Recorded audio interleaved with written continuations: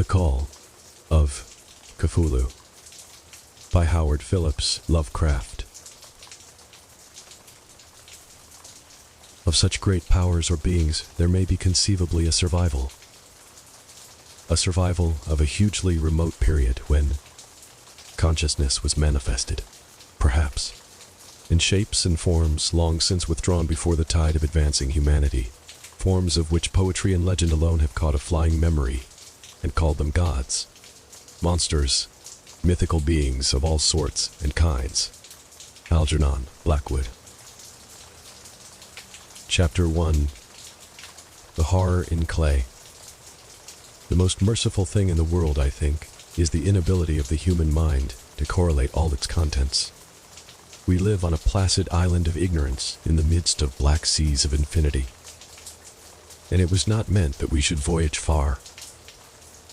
The sciences, each straining in its own direction, have hitherto harmed us little, but someday the piecing together of dissociated knowledge will open up such terrifying vistas of reality, and of our frightful position therein, that we shall either go mad from the revelation, or flee from the deadly light into the peace and safety of a new dark age. Theosophists have guessed at the awesome grandeur of the cosmic cycle wherein our world and human race form transient incidents.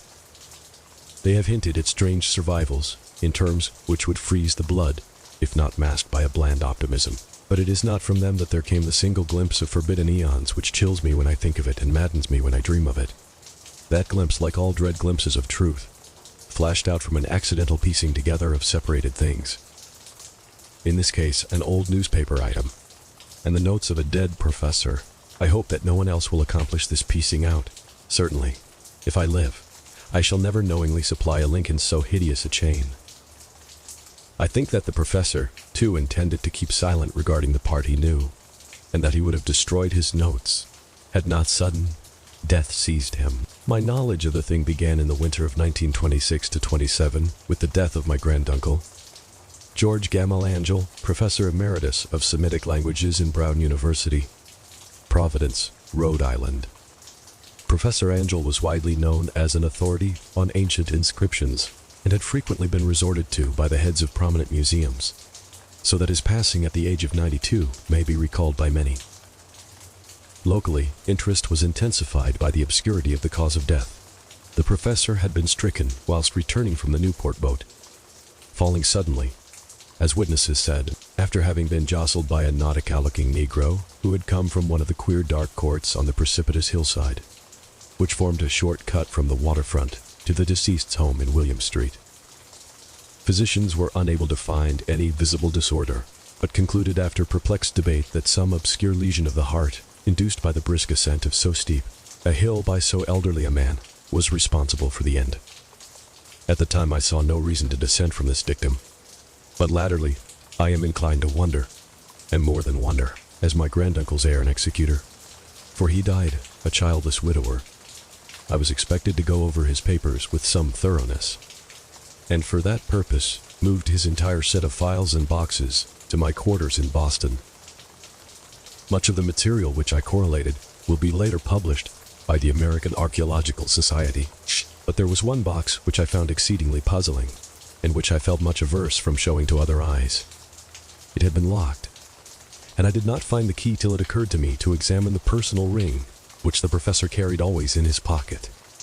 Then, indeed, I succeeded in opening it, but when I did so seemed only to be confronted by a greater and more closely locked barrier. For what could be the meaning of the queer clay bas-relief and the disjointed jottings, ramblings, and cuttings which I found? Had my uncle, in his latter years, become credulous of the most superficial impostures, I resolved to search out the eccentric sculptor responsible for this apparent disturbance of an old man's peace of mind. The bas-relief was a rough rectangle, less than an inch thick and about 5 by 6 inches in area, obviously of modern origin. Its designs, however, were far from modern in atmosphere and suggestion, for, although the vagaries of cubism and futurism are many and wild, they do not often reproduce that cryptic regularity which lurks in prehistoric writing. And writing of some kind, the bulk of these designs seemed certainly to be. though my memory, despite much familiarity with the papers and collections of my uncle, failed in any way to identify this particular species, or even hint at its remotest affiliations. Above these apparent hieroglyphics was a figure of evidently pictorial intent, though its impressionistic execution forbade a very clear idea of its nature. It seemed to be a sort of monster, or symbol representing a monster, of a form which only a diseased fancy could conceive. If I say that my somewhat extravagant imagination yielded simultaneous pictures of an octopus, a dragon, and a human caricature, I shall not be unfaithful to the spirit of the thing. A pulpy, pentacled head surmounted a grotesque and scaly body with rudimentary wings, but it was the general outline of the whole which made it most shockingly frightful. Behind the figure was a vague suggestion of a cyclopean architectural background. The writing accompanying this oddity was, aside from a stack of press cuttings, in Professor Angel's most recent hand, and made no pretense to literary style. What seemed to be the main document was headed Cthulhu Cult, in characters painstakingly printed to avoid the erroneous reading of a word so unheard of. This manuscript was divided into two sections, the first of which was headed 1925. Dream and Dream Work of Ha Wilcox, 7 Thomas Street, Providence, Re, and the second, Narrative of Inspector John R. Legrasse, 121, Bienville, St. New Orleans, La. At 1908, AASMTG, Notes on Same, and Prof, Webs ACCT. The other manuscript papers were all brief notes. Some of them accounts of the queer dreams of different persons.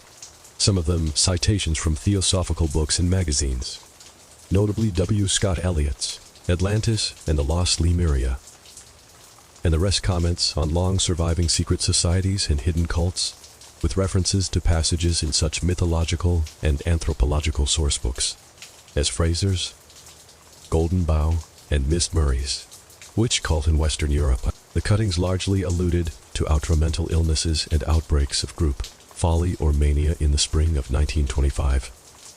The first half of the principal manuscript told a very peculiar tale. It appears that on the 1st of March, 1925, a thin, dark young man of neurotic and excited aspect had called upon Professor Angel bearing the singular clay bas-relief, which was then exceedingly damp and fresh. His card bore the name of Henry Anthony Wilcox, and my uncle had recognized him as the youngest son of an excellent family, slightly known to him, who had latterly been studying sculpture at the Rhode Island School of Design and living alone at the Fleur de Lis building near that institution. Wilcox was a precocious youth of known genius, but great eccentricity, and had from childhood excited attention through the strange stories and odd dreams he was in the habit of relating. He called himself psychically hypersensitive, but the staid folk of the ancient commercial city dismissed him as merely queer. Never mingling much with his kind, he had dropped gradually from social visibility and was now known only to a small group of aesthetes from other towns. Even the Providence Art Club, anxious to preserve its conservatism, had found him quite hopeless. On the occasion of the visit, ran the professor's manuscript. The sculptor abruptly asked for the benefit of his host's archaeological knowledge in identifying the hieroglyphics on the bas-relief. He spoke in a dreamy, stilted manner, which suggested pose and alienated sympathy, and my uncle showed some sharpness in replying, for the conspicuous freshness of the tablet implied kinship with anything but archaeology. Young Wilcox's rejoinder, which impressed my uncle enough to make him recall and record it verbatim, was of a fantastically poetic cast which must have typified his whole conversation, and which I have since found highly characteristic of him. He said, "It is new, indeed, for I made it last night in a dream of strange cities, and dreams are older than brooding Tyre, or the contemplative Sphinx, or garden-girdled Babylon." It was then that he began that rambling tale which suddenly played upon a sleeping memory and won the fevered interest of my uncle. There had been a slight earthquake tremor the night before, the most considerable felt in New England for some years, and Wilcox's imagination had been keenly affected. Upon retiring, he had had an unprecedented dream of great cyclopean cities of Titan blocks and sky-flung monoliths, all dripping with green ooze and sinister with latent horror. Hieroglyphics had covered the walls and pillars, and from some undetermined point below, had come a voice that was not a voice, a chaotic sensation which only fancy could transmute into sound, but which he attempted to render by the almost unpronounceable jumble of letters. Cthulhu Feachton. This verbal jumble was the key to the recollection, which excited and disturbed Professor Angel. He questioned the sculptor with scientific minuteness, and studied with almost frantic intensity the bas-relief on which the youth had found himself working. Chilled and clad only in his nightclothes, when waking had stolen bewilderingly over him. My uncle blamed his old age, Wilcox afterwards said, for his slowness in recognizing both hieroglyphics and pictorial design. Many of his questions seemed highly out of place to his visitor, especially those which tried to connect the latter with strange cults or societies.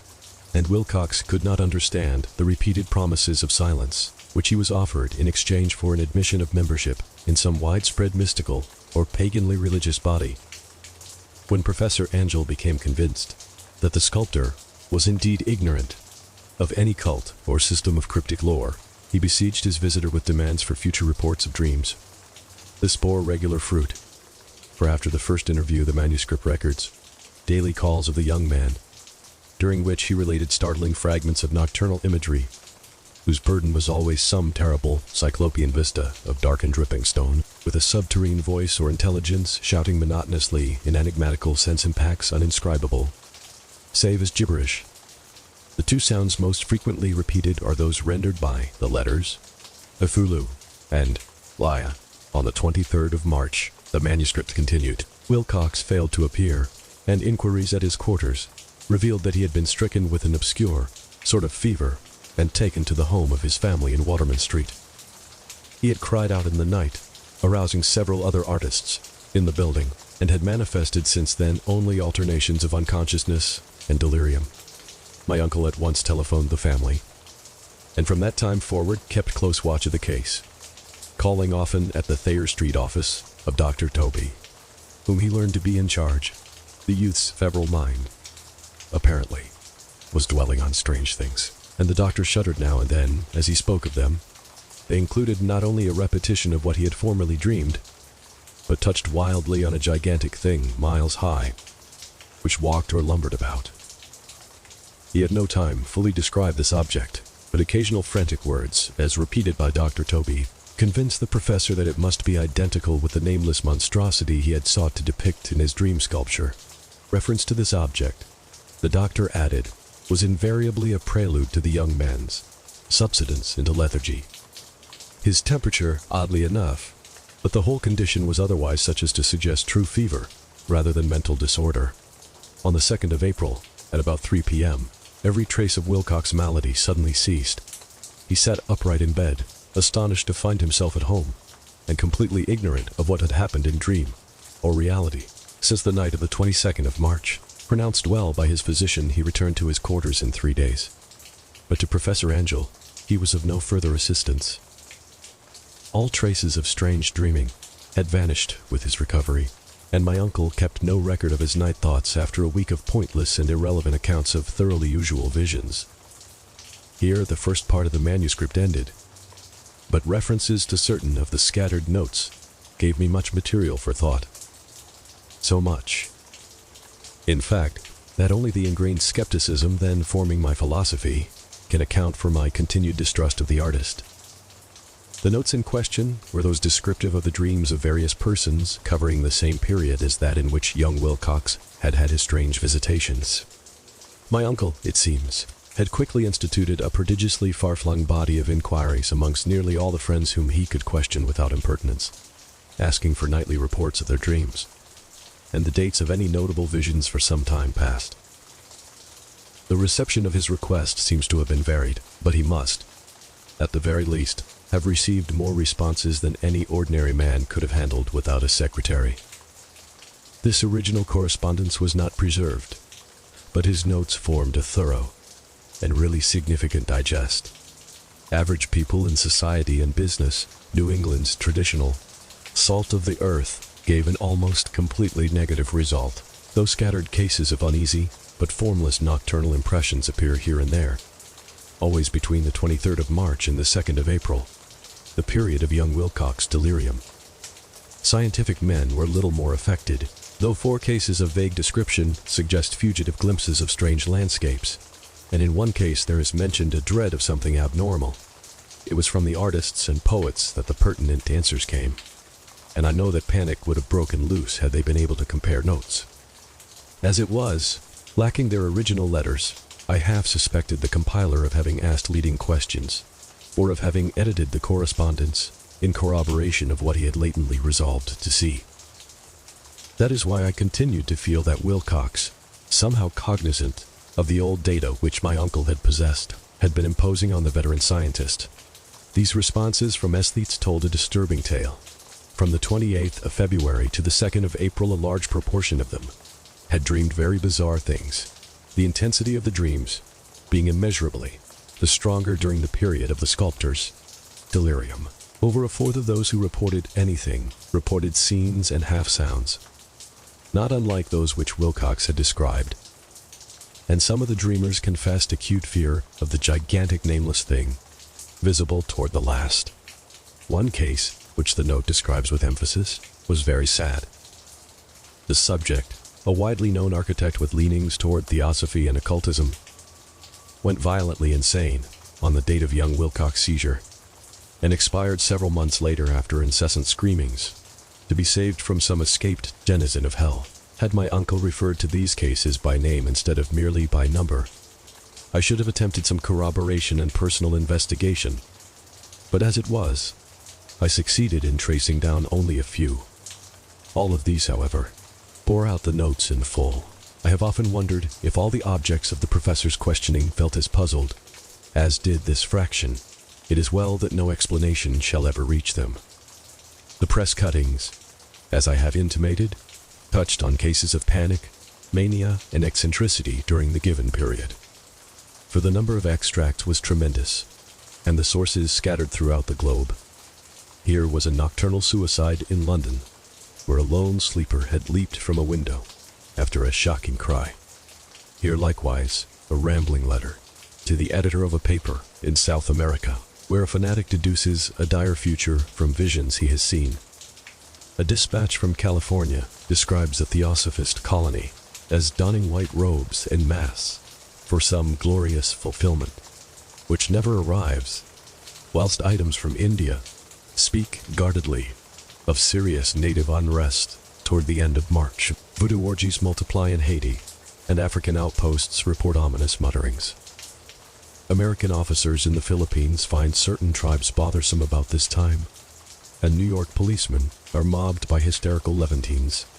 On the night 22 to 23 of March, the west of Ireland, too, is full of wild rumor and legendary, and a fantastic painter named Arduez Vano hangs a blasphemous dream landscape in the Paris Spring Salon of 1926, and so numerous are the recorded troubles in insane asylums that only a miracle can have stopped the medical fraternity from noting strange parallelisms and drawing mystified conclusions. A weird bunch of cuttings, all told, and I can, at this date, scarcely envisage the callous rationalism with which I set them aside, but I was then convinced that young Wilcox had known of the older matters mentioned by the professor. Chapter 2. The Tale of Inspector Legrasse. The older matters which had made the sculptor's dream in bas-relief so significant to my uncle formed the subject of the second half of his long manuscript. Once before, it appears, Professor Angel had seen the hellish outlines of the nameless monstrosity, puzzled over the unknown hieroglyphics, and heard the ominous syllables which can be rendered only as Cthulhu, and all this in so stirring and horrible a connection that it is small wonder he pursued young Wilcox with queries and demands for data. This earlier experience had come in 1908, 17 years before, when the American Archaeological Society held its annual meeting in St. Louis. Professor Angel, as befitted one of his authority and attainments, had had a prominent part in all the deliberations, and was one of the first to be approached by the several outsiders who took advantage of the convocation to offer questions for correct answering and problems for expert solution. The chief of these outsiders, and in a short time the focus of interest for the entire meeting, was a commonplace-looking middle-aged man who had traveled all the way from New Orleans for certain special information unobtainable from any local source. His name was John Raymond Legrasse, and he was by profession an inspector of police. With him, he bore the subject of his visit, a grotesque, repulsive, and apparently very ancient stone statuette, whose origin he was at a loss to determine. It must not be fancied that Inspector Legrasse had the least interest in archaeology. On the contrary, his wish for enlightenment was prompted by purely professional considerations. The statuette, idol, fetish, or whatever it was, had been captured some months before in the wooded swamps south of New Orleans during a raid on a supposed voodoo meeting. And so singular and hideous were the rites connected with it, that the police could not but realize that they had stumbled on a dark cult, totally unknown to them, and infinitely more diabolic than even the blackest of the African voodoo circles. Of its origin, apart from the erratic and unbelievable tales extorted from the captured members, absolutely nothing was to be discovered. Hence, the anxiety of the police for any antiquarian lore which might help them to place the frightful symbol, and through it track down the cult to its fountainhead. Inspector Legrasse was scarcely prepared for the sensation which his offering created. One side of the thing had been enough to throw the assembled men of science into a state of tense excitement, and they lost no time in crowding around him to gaze at the diminutive figure whose utter strangeness and air of genuinely abysmal antiquity hinted so potently at unopened and archaic vistas. No recognized school of sculpture had animated this terrible object, yet centuries and even thousands of years seemed recorded in its dim and greenish surface of unplaceable stone. The figure, which was finally passed slowly from man to man for close and careful study, was between 7 and 8 inches in height, and of exquisitely artistic workmanship. It represented a monster of vaguely anthropoid outline, but with an octopus-like head whose face was a mass of feelers, a scaly, rubbery-looking body, prodigious claws on hind and fore feet, and long narrow wings behind. This thing, which seemed instinct with a fearsome and unnatural malignancy, was of a somewhat bloated corpulence, and squatted evilly on a rectangular block or pedestal covered with undecipherable characters. The tips of the wings touched the back edge of the block. The seat occupied the center, whilst the long, curved claws of the doubled-up, crouching hind legs gripped the front edge and extended a quarter of the way down toward the bottom of the pedestal. The cephalopod head was bent forward, so that the ends of the facial feelers brushed the backs of huge forepaws which clasped the croucher's elevated knees. The aspect of the whole was abnormally lifelike, and the more subtly fearful, because its source was so totally unknown. Its vast, awesome, and incalculable age was unmistakable, yet not one link did it show with any known type of art belonging to civilization's youth, or indeed to any other time. Totally separate and apart, its very material was a mystery, for the soapy, greenish-black stone, with its golden or iridescent flecks and striations, resembled nothing familiar to geology or mineralogy. The characters along the base were equally baffling, and no member present, despite a representation of half the world's expert learning in this field, could form the least notion of even the remotest linguistic kinship. They, like the subject and material, belonged to something horribly remote and distinct from mankind as we know it, something frightfully suggestive of old and unhallowed cycles of life in which our world and our conceptions have no part. And yet, as the members severally shook their heads and confessed defeat at the inspector's problem, there was one man in that gathering who suspected a touch of bizarre familiarity in the monstrous shape and writing, and who presently told with some diffidence of the odd trifle he knew. This person was the late William Channing Webb, professor of anthropology in Princeton University, and an explorer of no slight note. Professor Webb had been engaged 48 years before in a tour of Greenland and Iceland in search of some runic inscriptions which he failed to unearth, and whilst high up on the West Greenland coast had encountered a singular tribe, or cult of degenerate Eskimos, whose religion, a curious form of devil worship, chilled him with its deliberate bloodthirstiness and repulsiveness. It was a faith of which other Eskimos knew little, and which they mentioned only with shudders, saying that it had come down from horribly ancient eons before ever the world was made. Besides nameless rites and human sacrifices, There were certain queer hereditary rituals addressed to a supreme elder devil, or Tornashuk. And of this Professor Webb had taken a careful phonetic copy from an aged Angakok, or wizard priest, expressing the sounds in Roman letters as best he knew how. But just now of prime significance was the fetish which this cult had cherished, and around which they danced when the aurora leaped high over the ice cliffs. It was, the professor stated, a very crude bas-relief of stone, comprising a hideous picture and some cryptic writing.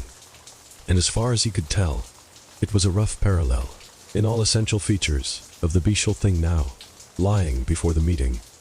These data, received with suspense and astonishment by the assembled members, proved doubly exciting to Inspector Legrasse, and he began at once to ply his informant with questions. Having noted and copied an oral ritual among the swamp cult worshippers his men had arrested, he besought the professor to remember as best he might the syllables taken down amongst the diabolist Eskimos. There then followed an exhaustive comparison of details, and a moment of really odd silence when both detective and scientist agreed on the virtual identity of the phrase common to two hellish rituals so many worlds of distance apart. What, in substance, both the Eskimo wizards and the Louisiana swamp priests had chanted to their kindred idols was something very like this, the word divisions being guessed at from traditional breaks in the phrases chanted aloud. mglw'nafh Cthulhu bafek damadago FHTN. Legrasse had 1 point in advance of Professor Webb, for several among his Mongol prisoners had repeated to him what older celebrants had told them the words meant. This text, as given, ran something like this: in his house at Raya, dead, Cthulhu waits dreaming. And now, in response to a general urgent demand, Inspector Legrasse related as fully as possible his experience with the swamp worshippers, telling a story to which I could see my uncle attached profound significance. It savored of the wildest dreams of mythmaker and theosophist, and disclosed an astonishing degree of cosmic imagination among such half-castes and pariahs as might be least expected to possess it. On the 1st of November, 1907, there had come to New Orleans police a frantic summons from the swamp and lagoon country to the south. The squatters there, mostly primitive, good-natured descendants of Lafitte's men, were in the grip of stark terror from an unknown thing which had stolen upon them in the night. It was voodoo, apparently, but voodoo of a more terrible sort than they had ever known, and some of their women and children had disappeared since the malevolent tom-tom had begun its incessant beating far within the black haunted woods, where no dweller ventured. There were insane shouts and harrowing screams, soul-chilling chants and dancing devil flames, and, the frightened messenger added, the people could stand it no more. So a body of 20 police, filling 2 carriages and an automobile, had set out in the late afternoon with a shivering squatter as a guide. At the end of the passable road they alighted, and for miles splashed on in silence, through the terrible cypress woods where day never came.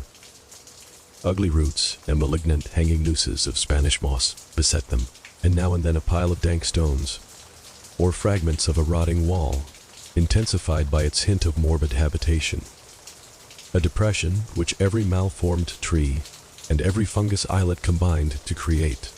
At length the squatter settlement, a miserable huddle of huts, hove in sight, and hysterical dwellers ran out to cluster around the group of bobbing lanterns. The muffled beat of tom-toms was now faintly audible far ahead, and a curdling shriek came at infrequent intervals. When the wind shifted, a reddish glare, too, seemed to filter through the pale undergrowth, beyond endless avenues of forest night, reluctant even to be left alone again. Each one of the cowed squatters refused point-blank to advance another inch toward the scene of unholy worship, so Inspector Legrasse and his 19 colleagues plunged on unguided into black arcades of horror that none of them had ever trod before. The region now entered by the police was one of traditionally evil repute, substantially unknown and untraversed by white men. There were legends of a hidden lake unglimpsed by mortal sight, in which dwelt a huge, formless white polyp-house thing with luminous eyes. And squatters whispered that bat-winged devils flew up out of caverns in inner earth to worship it at midnight. They said it had been there before D'Iberville, before La Salle, before the Indians, and before even the wholesome beasts and birds of the woods. It was nightmare itself, and to see it was to die. But it made men dream, and so they knew enough to keep away. The present voodoo orgy was, indeed, on the merest fringe of this abhorred area, but that location was bad enough. Hence perhaps the very place of the worship had terrified the squatters, more than the shocking sounds and incidents. Only poetry or madness could do justice to the noises heard by Legrasse's men, as they plowed on through the black morass toward the red glare and the muffled tom-toms. There are vocal qualities peculiar to men, and vocal qualities peculiar to beasts, and it is terrible to hear the one when the source should yield the other. Animal fury and orgiastic license here whip themselves to demoniac heights by howls and squawking ecstasies that tore and reverberated through those nighted woods like pestilential tempests from the gulfs of hell. Now and then, the less organized ululations would cease, and from what seemed a well-drilled chorus of hoarse voices would rise in sing-song chant that hideous phrase or ritual. mglw'nafh Cthulhu, Lia Ganaganagal, FHTN. Then the men, having reached a spot where the trees were thinner, came suddenly in sight of the spectacle itself. 4 of them reeled, 1 fainted, and 2 were shaken into a frantic cry, which the mad cacophony of the orgy fortunately deadened. Legrasse dashed swamp water on the face of the fainting man, and all stood trembling and nearly hypnotized with horror. In a natural glade of the swamp stood a grassy island of perhaps an acre's extent, clear of trees and tolerably dry. On this now leaped and twisted a more indescribable horde of human abnormality than any but a Sime or an Angarola could paint. Void of clothing, this hybrid spawn were braying, bellowing and writhing about a monstrous ring-shaped bonfire, in the center of which, revealed by occasional rifts in the curtain of flame, stood a great granite monolith, some 8 feet in height, on top of which, incongruous in its diminutiveness, rested the noxious carven statuette. From a wide circle of 10 scaffolds set up at regular intervals with the flamigert monolith as a center hung, head downward, the oddly marred bodies of the helpless squatters who had disappeared. It was inside this circle that the ring of worshippers jumped and roared, the general direction of the mass motion being from left to right, in endless bacchanal between the ring of bodies and the ring of fire. It may have been only imagination, and it may have been only echoes, which induced one of the men, an excitable Spaniard, to fancy he heard antiphonal responses to the ritual from some far and unilumined spot deeper within the wood of ancient legendary and horror. This man, Joseph D. Galvez, I later met and questioned, and he proved distractingly imaginative. He indeed went so far as to hint of the faint beating of great wings, and of a glimpse of shining eyes and a mountainous white bulk beyond the remotest trees. But I suppose he had been hearing too much native superstition. Actually, the horrified pause of the men was of comparatively brief duration. Duty came first, and although there must have been nearly 100 mongrel celebrants in the throng, the police relied on their firearms, and plunged determinedly into the nauseous rout. For 5 minutes the resultant din and chaos were beyond description. Wild blows were struck, shots were fired, and escapes were made. But in the end Legrasse was able to count some 47 sullen prisoners whom he forced to dress in haste and fall into line between 2 rows of policemen. 5 of the worshippers lay dead, and 2 severely wounded ones were carried away on improvised stretchers by their fellow prisoners. The image on the monolith, of course, was carefully removed and carried back by Legrasse, examined at headquarters after a trip of intense strain and weariness. The prisoners all proved to be men of a very low, mixed-blooded, and mentally aberrant type. Most were seamen, and a sprinkling of Negroes and mulattoes, largely West Indians or Brava Portuguese from the Cape Verde Islands, gave a coloring of voodooism to the heterogeneous cult. But before many questions were asked, it became manifest that something far deeper and older than Negro fetishism was involved. Degraded and ignorant as they were, the creatures held with surprising consistency to the central idea of their loathsome faith. They worshipped, so they said, the great old ones who lived ages before there were any men, and who came to the young world out of the sky. Those old ones were gone now, inside the earth and under the sea. But their dead bodies had told their secrets in dreams to the first man, who formed a cult which had never died. This was that cult, and the prisoners said it had always existed and always would exist, hidden in distant wastes and dark places all over the world until the time when the great priest Cthulhu, from his dark house in the mighty city of Laya, under the waters, should rise and bring the earth again beneath his sway. Someday he would call, when the stars were ready, and the secret cult would always be waiting to liberate him. Meanwhile, no more must be told. There was a secret which even torture could not extract.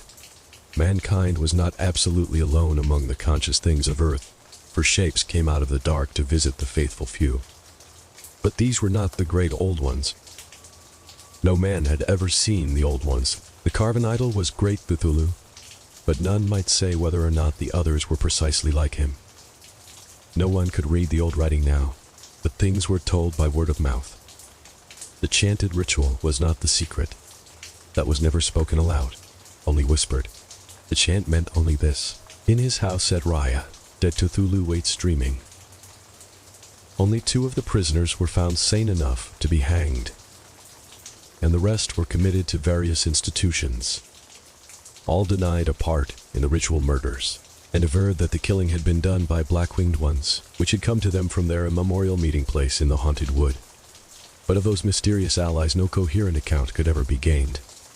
What the police did extract came mainly from an immensely aged mestizo named Castro, who claimed to have sailed to strange ports and talked with undying leaders of the cult in the mountains of China. Old Castro remembered bits of hideous legend that paled the speculations of theosophists and made man in the world seem recent and transient. Indeed, there had been eons when other things ruled on the earth, and they had had great cities, remains of them. He said the deathless Chinamen had told him were still to be found as cyclopean stones on islands in the Pacific. They all died vast epochs of time before man came. But there were arts which could revive them when the stars had come round again, to the right positions in the cycle of eternity. They had, indeed, come themselves from the stars and brought their images with them. These great old ones, Castro continued, were not composed altogether of flesh and blood. They had shape, for did not this star-fashioned image prove it? But that shape was not made of matter. When the stars were right, they could plunge from world to world through the sky. But when the stars were wrong, they could not live. But although they no longer lived, they would never really die. They all lay in stone houses in their great city of Erlaya, preserved by the spells of mighty Cthulhu, for a glorious resurrection, when the stars and the earth might once more be ready for them. But at that time some force from outside must serve to liberate their bodies. The spells that preserved them intact likewise prevented them from making an initial move, and they could only lie awake in the dark and think whilst uncounted millions of years rolled by. They knew all that was occurring in the universe, for their mode of speech was transmitted thought. Even now they talked in their tombs. When, after infinities of chaos, the first men came, the great old ones spoke to the sensitive among them by molding their dreams, for only thus could their language reach the fleshly minds of mammals. Then whispered Castro, those first men formed the cult around small idols, which the great ones showed them. Idols brought in dim eras from dark stars. That cult would never die till the stars came right again.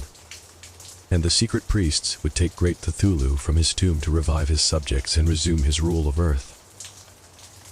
The time would be easy to know, for then mankind would have become as the great old ones, free and wild and beyond good and evil, with laws and morals thrown aside and all men shouting and killing and reveling in joy. Then the liberated old ones would teach them new ways to shout and kill and revel and enjoy themselves, and all the earth would flame with a holocaust of ecstasy and freedom. Meanwhile the cult, by appropriate rites, must keep alive the memory of those ancient ways and shadow forth the prophecy of their return. In the elder time, chosen men had talked with the entombed old ones in dreams. But then something had happened. The great stone city Raya, with its monoliths and sepulchres, had sunk beneath the waves, and the deep waters, full of the one primal mystery through which not even thought can pass, had cut off the spectral intercourse. But memory never died, and High Priest said that the city would rise again when the stars were right. Then came out of the earth the black spirits of earth, moldy and shadowy, and full of dim rumors picked up in caverns beneath forgotten sea bottoms. But of them old Castro dared not speak much. He cut himself off hurriedly, and no amount of persuasion or subtlety could elicit more in this direction.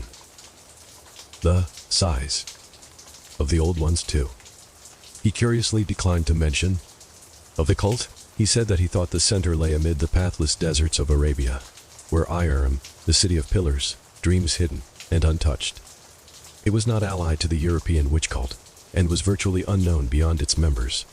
No book had ever really hinted of it, though the deathless Chinaman said that there were double meanings in the Necronomicon of the mad Arab Abdul al-Ashred, which the initiated might read as they chose, especially the much-discussed couplet, "That is not dead, which can eternal lie, and with strange eons even death may die."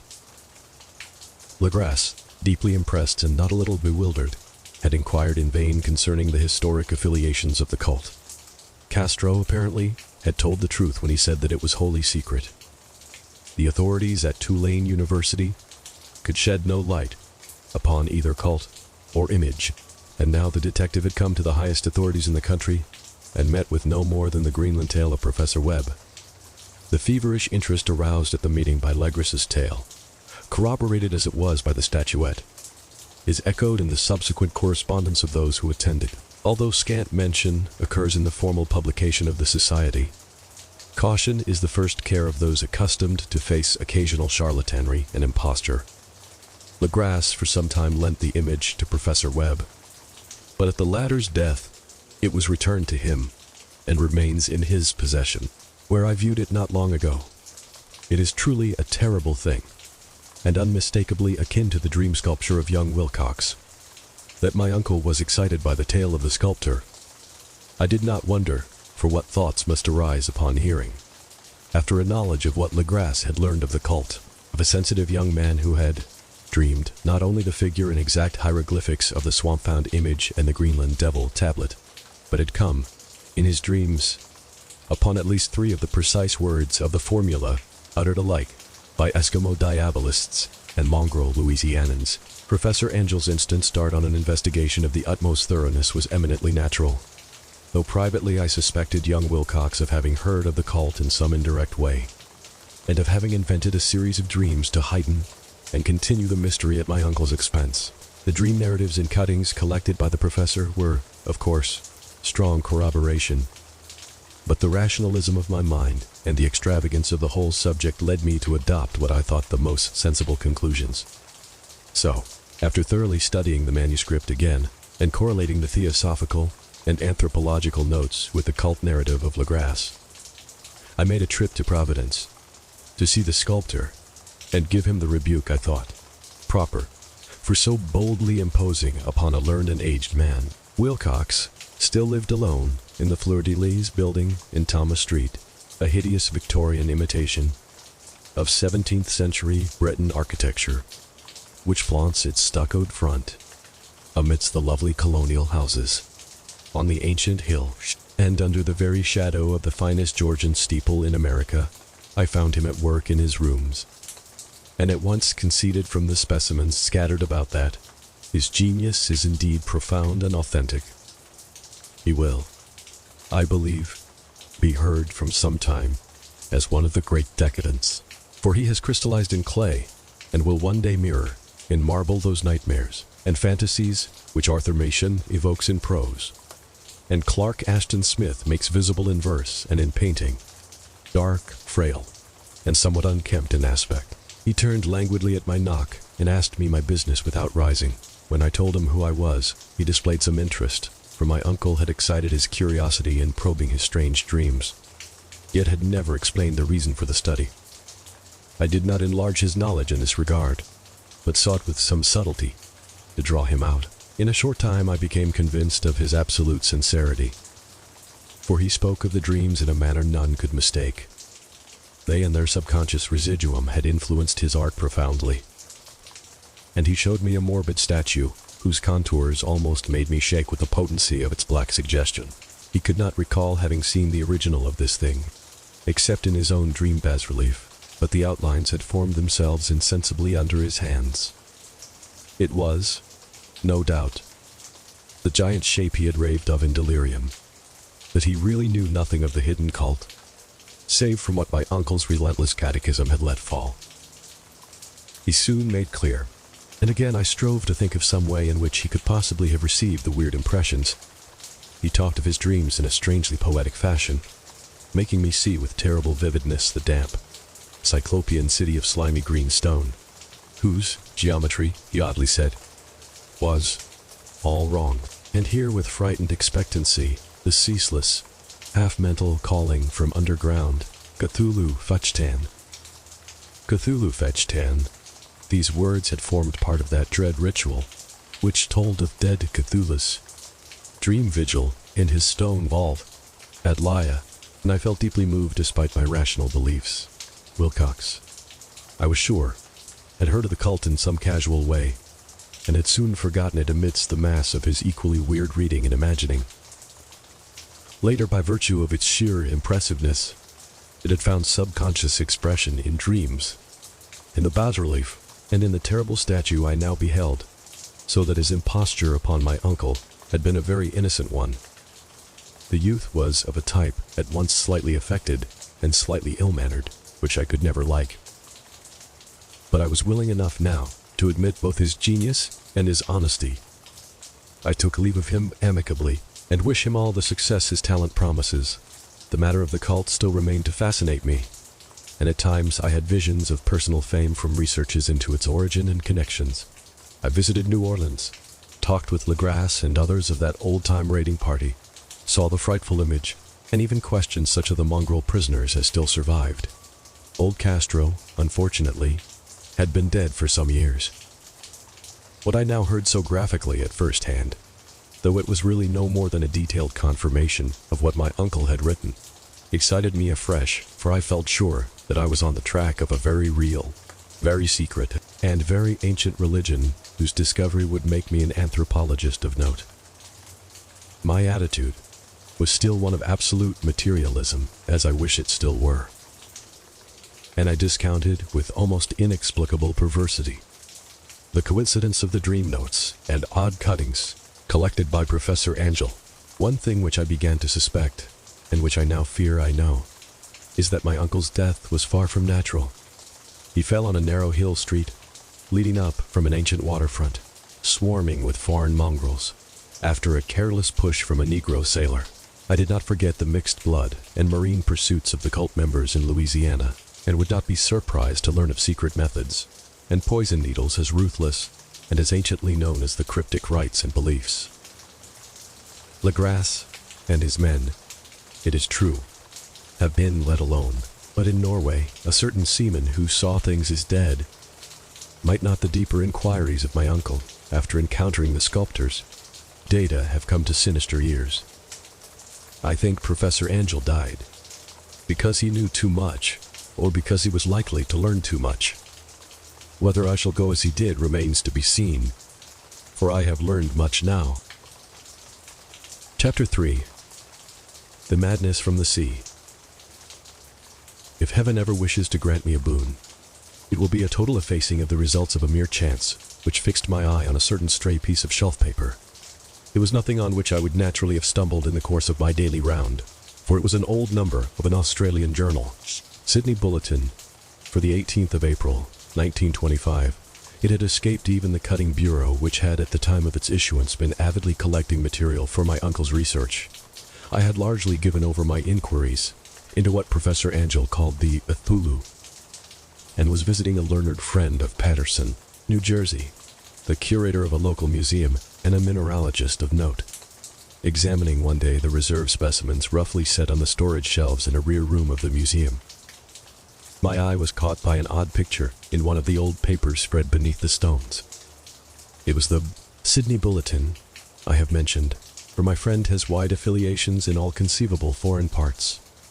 and the picture was a half-tone cut of a hideous stone image, almost identical with that which Legrasse had found in the swamp. Eagerly clearing the sheet of its precious contents, I scanned the item in detail and was disappointed to find it of only moderate length. What it suggested, however, was of portentous significance to my flagging quest, and I carefully tore it out for immediate action. It read as follows: Mystery derelict found at sea. Vigilant.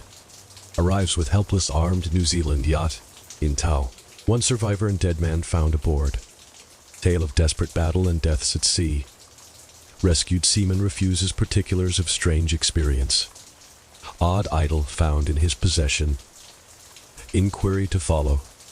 The Morrison Company, S-freighter, Vigilant, bound from Valparaiso, arrived this morning at its wharf in Darling Harbor, having in tow the battled and disabled, but heavily armed steam yacht, Alert, of Dunedin, NZ, which was sighted the 12th of April in S latitude, 34 degrees 21, W longitude 152 degrees 17, with one living and one dead man aboard.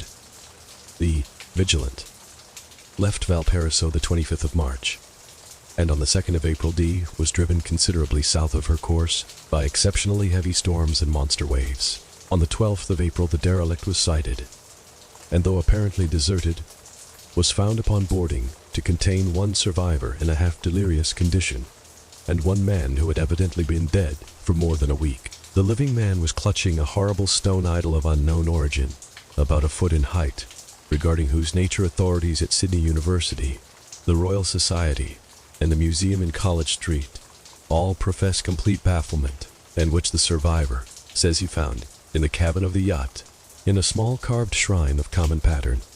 This man, after recovering his senses, told an exceedingly strange story of piracy and slaughter. He is Gustav Johansen, a Norwegian of some intelligence, and had been second mate of the two-masted schooner, Emma, of Auckland, which sailed for Callao the 20th of February with a complement of 11 men. The Emma, he says, was delayed and thrown widely south of her course by the great storm of the 1st of March, and on the 22nd of March in S latitude, 49 degrees, 51. W, longitude 128 degrees, 3044, encountered the Alert, manned by a queer and evil-looking crew of Kanakas and half-castes. Being ordered peremptorily to turn back, Captain Collins refused, whereupon the strange crew began to fire savagely and without warning upon the schooner, with a peculiarly heavy battery of brass cannon forming part of the yacht's equipment. The Emma's men showed fight, says the survivor, and though the schooner began to sink from shots beneath the waterline, they managed to heave alongside their enemy and board her, grappling with the savage crew on the yacht's deck, and being forced to kill them all, the number being slightly superior because of their particularly abhorrent and desperate, though rather clumsy mode of fighting. 3 of the Emma's men, including Captain Collins and First Mate Green, were killed, and the remaining 8 under Second Mate Johansen proceeded to navigate the captured yacht, going ahead in their original direction to see if any reason for their ordering back had existed.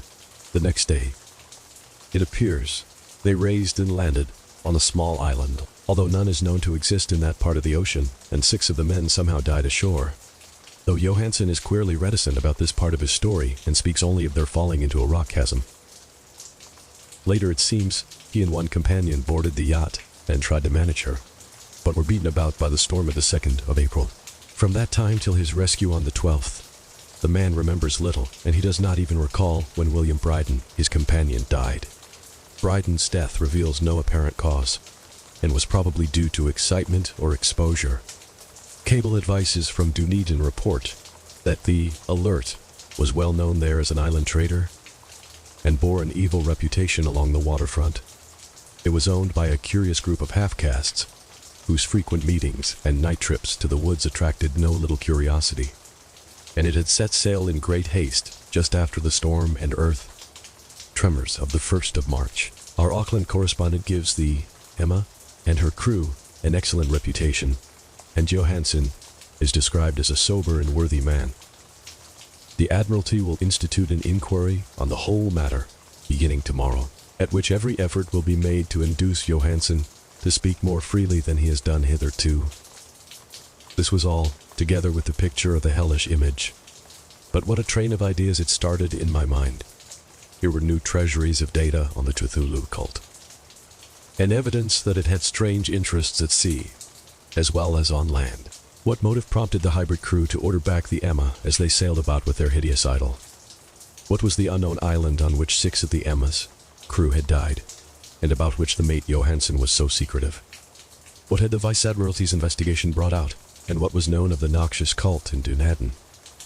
And most marvelous of all, what deep and more than natural linkage of dates was this which gave a malign and now undeniable significance to the various turns of events, so carefully noted by my uncle? The 1st of March, or the 28th of February, according to the international dateline, the earthquake and storm had come. From Dunedin, the Alert and her noisome crew had darted eagerly forth as if imperiously summoned. And on the other side of the earth, poets and artists had begun to dream of a strange, dank, cyclopean city, whilst a young sculptor had molded in his sleep the form of the dreaded Cthulhu. The 23rd of March, the crew of the Emma landed on an unknown island and left 6 men dead, and on that date the dreams of sensitive men assumed a heightened vividness and darkened with dread of a giant monster's malign pursuit, whilst an architect had gone mad and a sculptor had lapsed suddenly into delirium. And what of this storm of the 2nd of April, the date on which all dreams of the dank city ceased, and Wilcox emerged unharmed from the bondage of strange fever? What of all this, and of those hints of old Castro about the sunken, starborn old ones, and their coming reign, their faithful cult, and their mastery of dreams? Was I tottering on the brink of cosmic horrors beyond man's power to bear? If so, they must be horrors of the mind alone, for in some way the 2nd of April had put a stop to whatever monstrous menace had begun its siege of mankind's soul. That evening, after a day of hurried cabling and arranging, I bade my host adieu and took a train for San Francisco. In less than a month I was in Dunedin, where, however, I found that little was known of the strange cult members who had lingered in the old sea taverns. Waterfront scum was far too common for special mention, though there was vague talk about one inland trip these mongrels had made, during which faint drumming and red flame were noted on the distant hills. In Auckland I learned that Johansen had returned, with yellow hair turned white, after a perfunctory and inconclusive questioning at Sydney, and had thereafter sold his cottage in West Street and sailed with his wife to his old home in Oslo. Of his stirring experience, he would tell his friends no more than he had told the Admiralty officials, and all they could do was to give me his Oslo address. After that, I went to Sydney and talked profitlessly with seamen and members of the Vice-Admiralty Court. I saw the Alert, now sold and in commercial use, at Circular Quay in Sydney Cove, but gained nothing from its non-committal bulk. The crouching image with its cuttlefish head, dragon body, scaly wings, and hieroglyphed pedestal was preserved in the museum at Hyde Park, and I studied it long and well, finding it a thing of balefully exquisite workmanship, and with the same utter mystery, terrible antiquity, and unearthly strangeness of material, which I had noted in Legrasse's smaller specimen. Geologists, the curator told me, had found it a monstrous puzzle, for they vowed that the world held no rock like it. Then I thought with a shudder of what old Castro had told Legrasse about the primal great ones. They had come from the stars, and had brought their images with them. Shaken with such a mental revolution as I had never before known, I now resolved to visit mate Johansen in Oslo. Sailing for London, I re-embarked at once for the Norwegian capital, and one autumn day landed at the trim wharves in the shadow of the Egeberg. Johansen's address, I discovered, lay in the old town of King Harald Hardrada, which kept alive the name of Oslo during all the centuries that the greater city masqueraded as Christiania. I made the brief trip by taxicab, and knocked with palpitant heart at the door of a neat and ancient building, with plastered front. A sad-faced woman in black answered my summons, and I was stung with disappointment when she told me in halting English that Gustaf Johansen was no more. He had not long survived his return, said his wife, for the doings at sea in 1925 had broken him. He had told her no more than he had told the public, but had left a long manuscript of technical matters, as he said, written in English, evidently in order to safeguard her from the peril of casual perusal during a walk through a narrow lane near the Gothenburg dock. A bundle of papers falling from an attic window had knocked him down. 2 Lascar sailors at once helped him to his feet, but before the ambulance could reach him, he was dead. Physicians found no adequate cause for the end and laid it to heart trouble and a weakened constitution. I now felt gnawing at my vitals that dark terror, which will never leave me till I, too, am at rest, accidentally or otherwise, persuading the widow that my connection with her husband's technical matters was sufficient to entitle me to his manuscript. I bore the document away and began to read it on the London boat. It was a simple, rambling thing. A naive sailor's effort at a post-facto diary, and strove to recall day by day that last awful voyage. I cannot attempt to transcribe it verbatim in all its cloudiness and redundance, but I will tell its gist enough to show why the sound of the water against the vessel's sides became so unendurable to me that I stopped my ears with cotton. Johansen, thank God, did not know quite all, even though he saw the city and the thing. But I shall never sleep calmly again when I think of the horrors that lurk ceaselessly behind life in time and in space, and of those unhallowed blasphemies from elder stars which dream beneath the sea, known and favored by a nightmare cult, ready and eager to loose them on the world whenever another earthquake shall heave their monstrous stone city again to the sun and air. Johansen's voyage had begun just as he told it to the Vice-Admiralty. The Emma, in ballast, had cleared Auckland on the 20th of February, and had felt the full force of that earthquake-born tempest, which must have heaved up from the sea bottom the horrors that filled men's dreams. Once more under control, the ship was making good progress when held up by the Alert on the 22nd of March, and I could feel the mate's regret as he wrote of her bombardment and sinking of the swarthy cult fiends on the Alert. He speaks with significant horror. There was some peculiarly abominable quality about them, which made their destruction seem almost a duty, and Johansen shows ingenuous wonder at the charge of ruthlessness brought against his party during the proceedings of the Court of Inquiry. Then, driven ahead by curiosity in their captured yacht under Johansen's command, the men sight a great stone pillar sticking out of the sea, and in S latitude 47 degrees 9, W longitude 126 degrees 43 come upon a coastline of mingled mud, ooze, and weedy cyclopean masonry, which can be nothing less than the tangible substance of Earth's supreme terror, the nightmare corpsecity of Arlaia, that was built in measureless eons behind history by the vast, loathsome shapes that seeped down from the dark stars. There lay great Cthulhu and his hordes, hidden in green slimy vaults, and sending out at last, after cycles incalculable, the thoughts that spread fear to the dreams of the sensitive and called imperiously to the faithful to come on a pilgrimage of liberation and restoration. All this Johansen did not suspect, but God knows he soon saw enough. I suppose that only a single mountaintop, the hideous monolith-crowned citadel whereon great Cthulhu was buried, actually emerged from the waters. When I think of the extent of all that may be brooding down there, I almost wish to kill myself forthwith. Johansen and his men were awed by the cosmic majesty of this dripping Babylon of elder demons, and must have guessed without guidance that it was nothing of this or of any sane planet. Awe at the unbelievable size of the greenish stone blocks, at the dizzying height of the great carven monolith, and at the stupefying identity of the colossal statues and bas-reliefs with the queer image found in the shrine on the Alert, is poignantly visible in every line of the mate's frightened description. Without knowing what futurism is like, Johansen achieved something very close to it when he spoke of the city, for instead of describing any definite structure or building, he dwells only on the broad impressions of vast angles and stone surfaces, surfaces too great to belong to anything right or proper for this earth, and impious with horrible images and hieroglyphs. I mention his talk about angles because it suggests something Wilcox had told me of his awful dreams. He had said that the geometry of the dream place he saw was abnormal, no Euclidean, and loathsomely redolent of spheres and dimensions apart from ours. Now, an unlettered seaman felt the same thing whilst gazing at the terrible reality.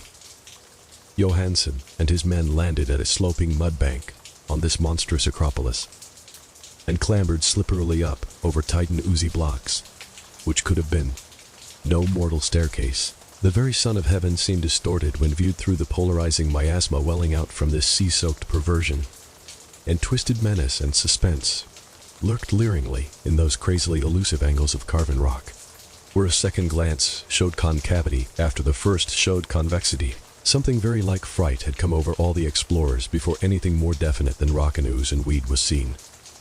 Each would have fled had he not feared the scorn of the others. And it was only half-heartedly that they searched, vainly as it proved, for some portable souvenir to bear away. It was Rodriguez, the Portuguese, who climbed up the foot of the monolith and shouted of what he had found. The rest followed him and looked curiously at the immense carved door with the now familiar squid dragon bas-relief. It was, Johansen said, like a great barn door, and they all felt that it was a door because of the ornate lintel, threshold, and jambs around it, though they could not decide whether it lay flat like a trapdoor or slantwise like an outside cellar door. As Wilcox would have said, the geometry of the place was all wrong.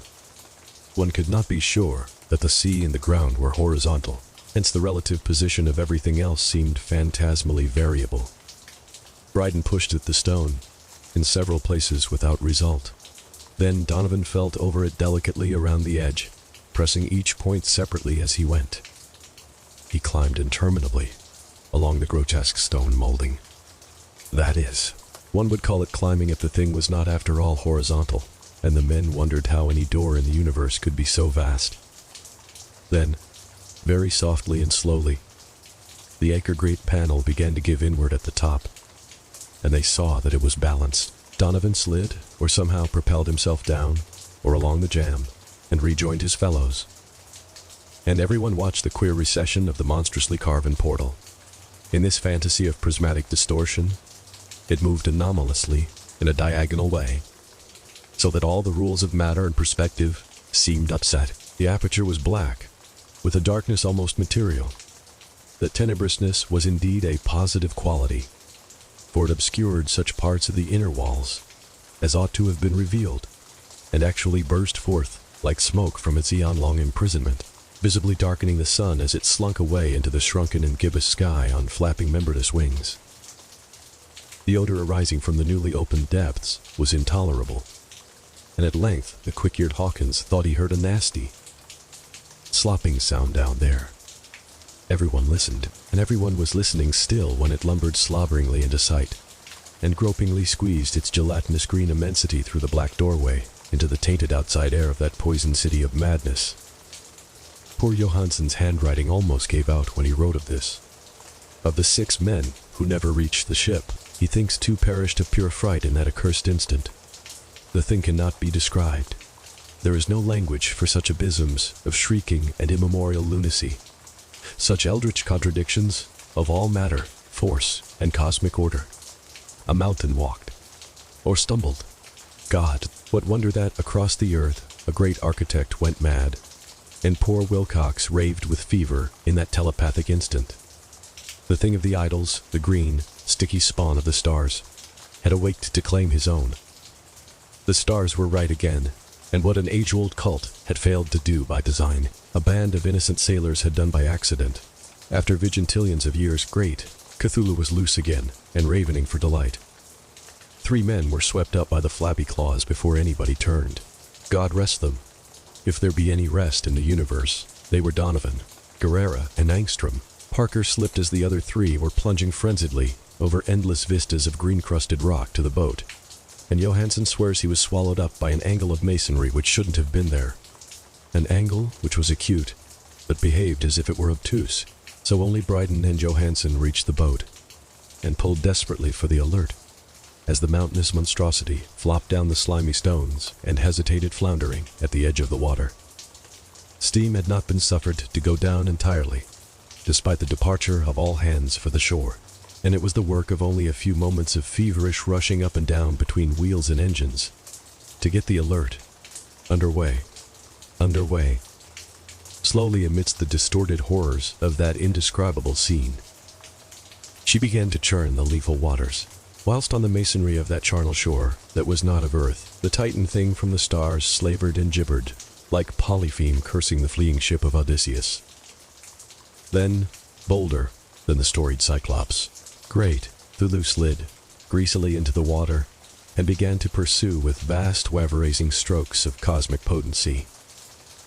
Bryden looked back and went mad, laughing shrilly as he kept on laughing at intervals, till death found him one night in the cabin, whilst Johansen was wandering deliriously. But Johansen had not given out yet. Knowing that the thing could surely overtake the Alert until steam was fully up, he resolved on a desperate chance, and, setting the engine for full speed, ran lightning-like on deck and reversed the wheel.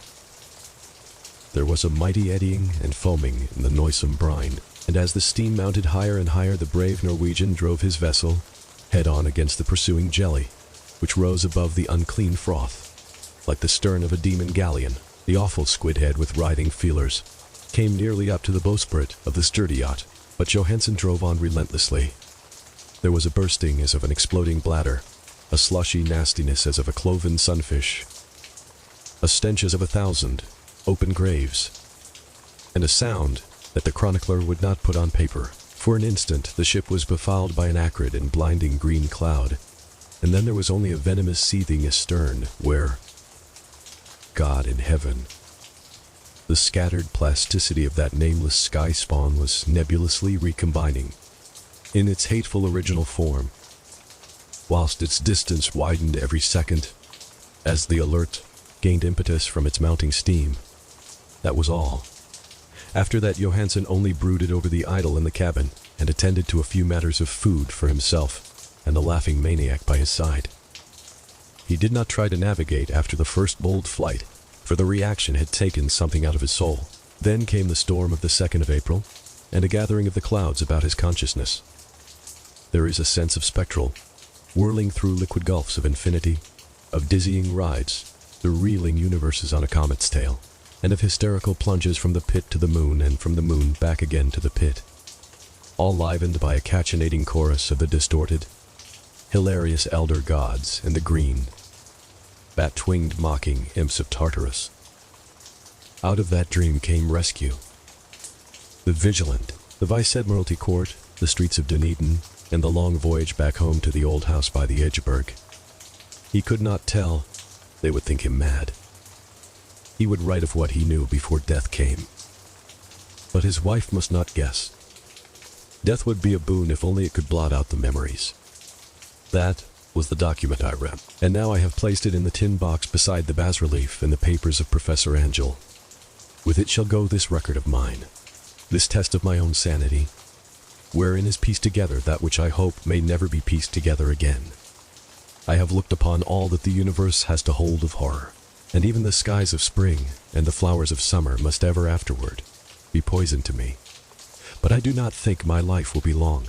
As my uncle went, as poor Johansen went, so I shall go. I know too much, and the cult still lives. Cthulhu still lives too. I suppose, again in that chasm of stone which has shielded him since the sun was young, his accursed city is sunken once more, for the Vigilant sailed over the spot after the April storm. But his ministers on earth still bellow and prance and slay around idol-capped monoliths in lonely places. He must have been trapped by the sinking whilst within his black abyss, or else the world would by now be screaming with fright and frenzy. Who knows the end? What has risen may sink, and what has sunk may rise. Loathsomeness waits and dreams in the deep, and decay spreads over the tottering cities of men. A time will come, but I must not and cannot think. Let me pray that, if I do not survive this manuscript, my executors may put caution before audacity and see that it meets no other eye.